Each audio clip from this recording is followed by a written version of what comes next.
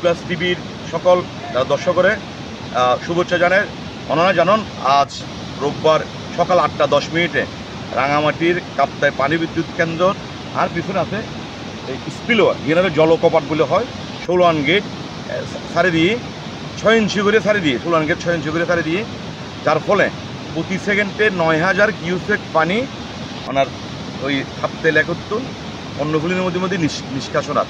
ওনারা জানান কাপ্তাই লেকের পানি ধারণ ক্ষমতা 109 ফুট মিন সি লেভেল, কিন্তু গতকাল রাতেও 108 ফুট মিন সি লেভেল পানি ক্রস করছে, যার ফলে এই মানে বিপদসীমার উদ্যোগ ক্রস করছে। এই তথ্য জানিয়ে দেয় কাপ্তাই পানি বিদ্যুৎ কেন্দ্রের ম্যানেজার ATM আব্দুল জাহের, যার ফলে এই টিভি কর্তৃপক্ষ লেক ব্যবস্থাপনা কমিটির বেগুনাঙ্গ হতাশ হয়ে আজ রোববার সকাল 8:10 এই পানি বিদ্যুৎ কেন্দ্রের 16 গেট সারি দিয়ে এই পানি কাপ্তাইরে রাঙ্গুনিয়া রাউজন হাটাজারি ওইরা বঙ্গোপসাগর যাব। তবে পিডিপি কর্তৃপক্ষ হয়ে আতঙ্কিত নেবার কোনো কথা নাই, মানে এরকম 6 ইঞ্চি করে পানি প্রায় সময় আগো গত বর্ষাবেলা থাকছি।